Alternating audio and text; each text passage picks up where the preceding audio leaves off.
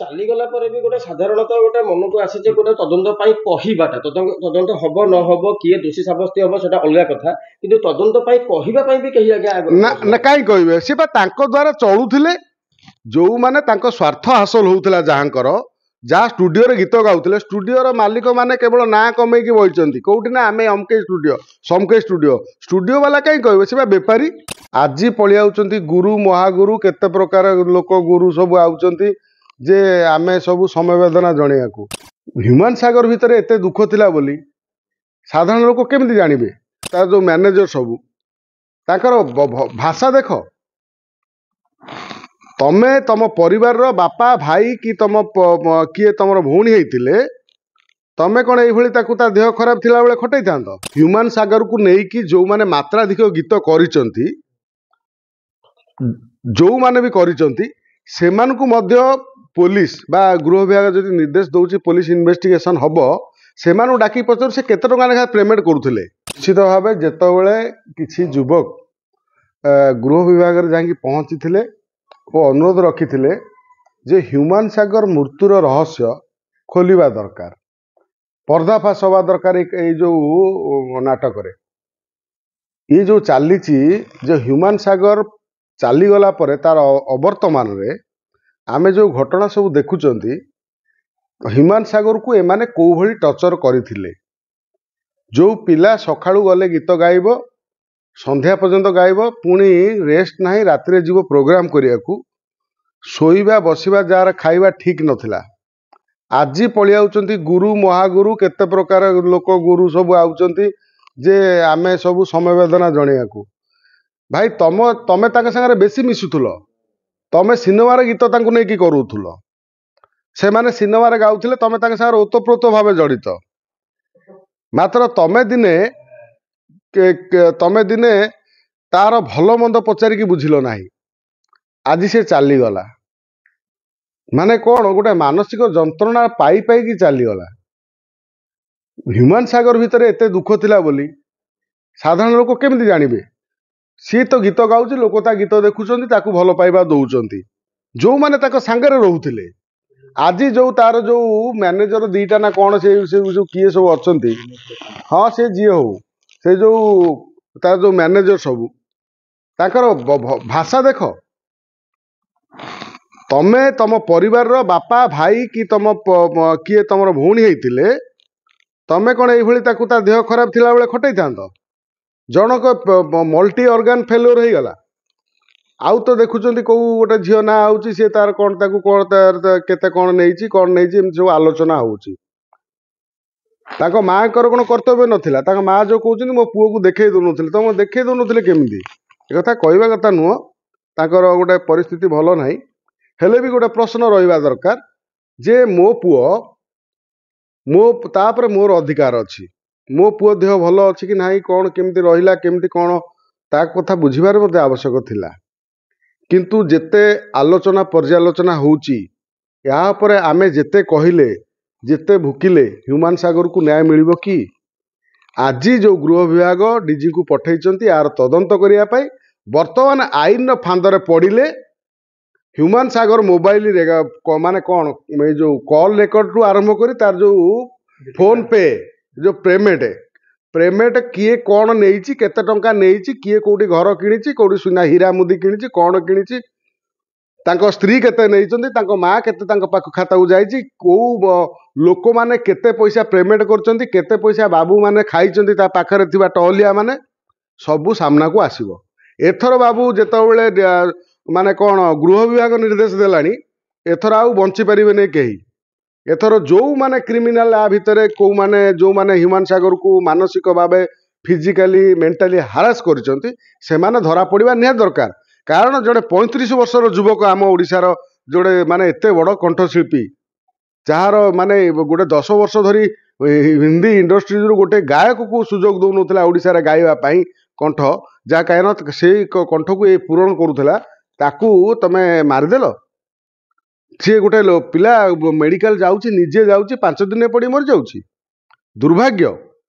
ବାବା ଏବେ ଗୋଟେ କଥା ଉଠୁଛି, ଆମର ଯୋଉମାନେ ଲିସନିୟର ଅଛନ୍ତି, ଯୋଉମାନେ ଗୀତ ଶୁଣନ୍ତି, ସେମାନେ ତ ନିଜ ମୋବାଇଲରେ ଡାଟା ପ୍ୟାକ୍ ପକେଇକିରି ପଇସା ଖର୍ଚ୍ଚ କରିକିନି ଗୀତ ଶୁଣୁଥିଲେ।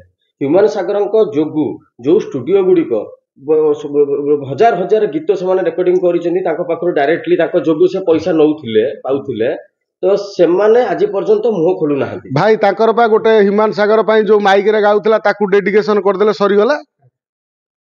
ତାକୁ ଡେଡିକେସନ କରିଦେଲେ ସରିଗଲା। ତାଙ୍କର କର୍ତ୍ତବ୍ୟ କେବଳ ହ୍ୟୁମାନ ସାଗର, ସିଏ ଅନେଇଥିଲେ ତାଙ୍କର ଯୋଉ ଷ୍ଟୁଡିଓ ସବୁ କଟକରେ ଯୋଉଠି ଗାଆନ୍ତି, ଭୁବନେଶ୍ୱରରେ କେତେଟା ଷ୍ଟୁଡିଓ ଅଛନ୍ତି, ସିଏ କେବଳ ଅନେଇଥିଲେ ହ୍ୟୁମାନ ସାଗର ଆସିଲେ ଆମର ଯାହା ହେଲେ 5,000 3,000 10,000 ବେପାର ହବ। ସେମାନେ କାହିଁ ହ୍ୟୁମାନ ସାଗର ଦୁଃଖ ସୁଖ ବୁଝିବେ?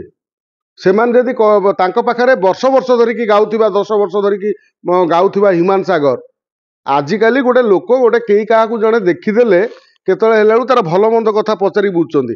ଏମାନେ ତାଙ୍କ ପାଖରେ ଘଣ୍ଟା ଘଣ୍ଟା ଧରିକି ଗୋଟେ ଷ୍ଟୁଡିଓରେ ଗୋଟେ ଦିନ ଯାଉଥିଲା। ଅନ୍ତତଃ ଷ୍ଟୁଡିଓ ବାଲା ପଇସା ନେଉଥିଲା, ହ୍ୟୁମାନ ସାଗରକୁ ପଚାରି ପାଇଲାନି, ଭାଇ ତୁ ତୋ ଦେହ ଭଲ ନାହିଁ, ତୁ ଔଷଧ ଖାଉନୁ, ରେଷ୍ଟ ନଉନୁ, 6 ମାସ ଗୀତ ଗାଅ ନା, ଟିକେ ଟେନସନ ତମ ଦେହ ଭଲ ହେଇଯାଉ।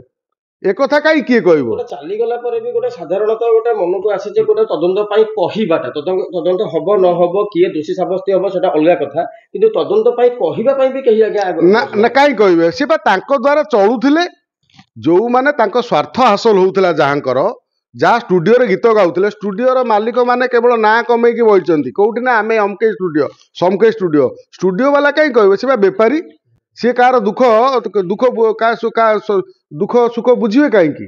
ସେ ଲୋକ ଅସୁବିଧାରେ ପଡୁ, ସେ ମରିଯାଉ, କିନ୍ତୁ ମୋ ଷ୍ଟୁଡିଓ ଚାଲିବା ଦରକାର, ହ୍ୟୁମାନ ସାଗର ଆସିବା ଦରକାର, ମୋ ଏଠି ରେକର୍ଡିଂ ହବା ଦରକାର। ଏବେ ଗୋଟେ ଆଲୋଚନା ହଉଛି ଯେ ଷ୍ଟୁଡିଓ ବାଲା ଯୋଉ ଷ୍ଟୁଡିଓକୁ ହ୍ୟୁମାନ ସାଗର ଯାଉଥିଲେ, ସେମାନଙ୍କର ତାଙ୍କ ମ୍ୟାନେଜର ସାଙ୍ଗରେ କଣ କମିଶନ ଦିଆ ବୋଲି ଶୁଣା ଯାଉଛି।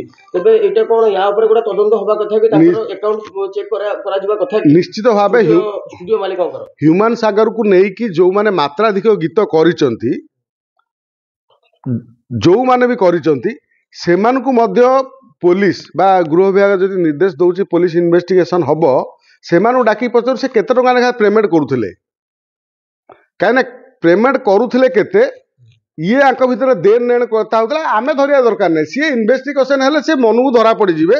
ଯୋଉମାନେ ବି ଆ ଭିତରେ ଦେନ ନେଣ କାରବାର କରିଥିବେ, ତା ଭିତରେ ଯୋଉ ଷ୍ଟୁଡିଓ ଆଉ ସେ ଯୋଉ କଣ ତାଙ୍କ ଯୋଉ ମ୍ୟାନେଜର ଭିତରେ ଯଦି କିଛି କାରବାର ହେଇଥିବ, ନିଶ୍ଚିତ ଭାବେ ଏଇ ଯୋଉ ଆଇନର ଖୋଳତାଳ ହବ, ତା ଭିତରେ ବାହାରି ପଡିବ। ଷ୍ଟୁଡିଓ ମାଲିକଙ୍କୁ ତଦନ୍ତ ପରିସରକୁ ନବା କଥା କି? ନିଶ୍ଚିତ ସିଏ ପୋଲିସ ନବନି, ପୋଲିସ ନିହାତି ସମସ୍ତଙ୍କୁ ନବ। କୋଉ ଷ୍ଟୁଡିଓରେ ସର୍ବାଧିକ ଗୀତ ହ୍ୟୁମାନ ସାଗର ଗାଉଥିଲା ତାକୁ ପଚରା ଉଚରା କରିବନି ପୋଲିସ ଇନଭେଷ୍ଟିଗେସନ କଲେ? ସିଏ ବି ମଧ୍ୟ ପଚରା ଉଚରା ହବ। ସିଏ ପୋଲିସ ଯେତେବେଳେ ଇନଭେଷ୍ଟିଗେସନ କରିବ, ସେ ଚାରିଆଡୁ ଇନଭେଷ୍ଟିଗେସନ କରିବ। ହ୍ୟୁମାନ ସାଗର ମୃତ୍ୟୁକୁ କଣ ତାକୁ କିଏ ମାରିଦେଇଛନ୍ତି କି? ତାକୁ ତ ମାରିଦେଇନାହାନ୍ତି କେହି। ସିଏ ମାନେ ଗୋଟେ ମାନସିକ ଫିଜିକାଲି ହାରାସମେଣ୍ଟ ହେଇକି ମେଡିସିନ ଖାଇକି ମାନେ କଣ ପେନ୍ କ୍ଲିୟର ଖାଇକି ତା ମାନେ ଜୀବନଟା ଅଲରେଡି ଚାଲିଗଲା। 5 ଦିନ ଭିତରେ ତାର ମଲ୍ଟି ଅର୍ଗାନ ଫେଲୁଅର ହେଇଗଲା। ୟା ପଛରେ ଆକୁ ଯୋଉ ମାନେ କିଏ ତ କେତେ କଥା କହୁଛନ୍ତି, ସ୍ଲୋ ପଏଜନ ଦେଇଛନ୍ତି, କଣ ଦେଇଛନ୍ତି, ସିଏ ସବୁ ଇନଭେଷ୍ଟିଗେସନ ହେଲେ ଧରା ପଡିଯିବ କିଏ କେତେ ଖାଇଛି ହ୍ୟୁମାନ ସାଗର ନାଁରେ। ସବୁ ବାବୁ ଧରା ପଡିବେ। ସେଥିରେ କେହି ମାନେ ସେ ଯୋଉ ଇନଭେଷ୍ଟିଗେସନରୁ କେହି ବଞ୍ଚିବେ ନାହିଁ। ଯୋଉମାନେ ବି ହ୍ୟୁମାନ ସାଗର ପଇସାରେ ଗାଡି ଚଢୁଛନ୍ତି, ଘୋଡା ଚଢିଛନ୍ତି, ହ୍ୟୁମାନ କଣ ହୀରା ମୁଦି ପିନ୍ଧିଛନ୍ତି, ସବୁ ବାହାରିବ ଯେତେବେଳେ ଇନଭେଷ୍ଟିଗେସନ ହବ। ଧୈର୍ଯ୍ୟ ଧରନ୍ତୁ। କାହିଁକି ନା ଯେତେବେଳେ ଗୃହ ବିଭାଗ ନିର୍ଦ୍ଦେଶ ଦେଇଛି ମାନେ ନିଶ୍ଚିତ ଏହାର ଗୋଟେ ବ୍ୟାପକ ତଦନ୍ତ ହବ।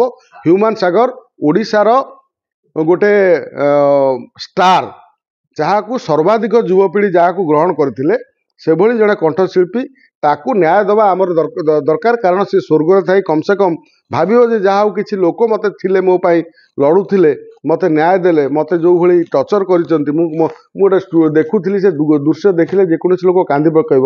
ଗୋଟେ ଷ୍ଟୁଡିଓରେ ସେ କାନ୍ଦୁଛି ଗୋଟେ କଣରେ ଠିଆ ହେଇକି। ମାନେ ଗୋଟେ ଲୋକ କାନ୍ଦେ କେତେବେଳେ ନିରୋଳାରେ, ଯେତେବେଳେ ସିଏ ସେଇଭଳି ଦୁଃଖ ପାଏ ସେ ନିରୋଳାରେ କାନ୍ଦେ।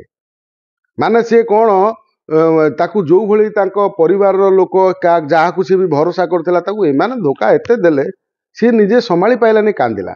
ଯାହା ବି ହଉ, ଆଜି ଆମେ ଏଇ ଯୋଉ ଗୋଟେ କାର୍ଯ୍ୟକ୍ରମ ତାଙ୍କର କରିଥିଲୁ, ତାଙ୍କର ଯୋଉ କଥା ଦେଇଥିଲେ ଶେଷ ଗୀତ ଗାଇବା ପାଇଁ, କୁଆଡେ ଗଲୁ ଡକ୍ଟର ଜୟଶ୍ରୀ ଧଳଙ୍କ ସହିତ ଯୋଉ ଫୋନ ବାର୍ତ୍ତାଳାପ ଆମେ ଦେଖୁଛନ୍ତି ୟୁଟ୍ୟୁବରେ ସବୁ ଆସୁଛି, ସେ ଯୋଉ ଲାଷ୍ଟ ଗୀତ କହିଥିଲେ ଗାଇବା ପାଇଁ, ଗୀତ କାହାକୁ ଦେବେନି, ଜୟଶ୍ରୀ ଧଳ ଯାହା ହଉ ସେ କାହାକୁ ନ ଦେଇ ସେ ନିଜେ ସେ ଗୀତଟାକୁ ଗାଇଛନ୍ତି।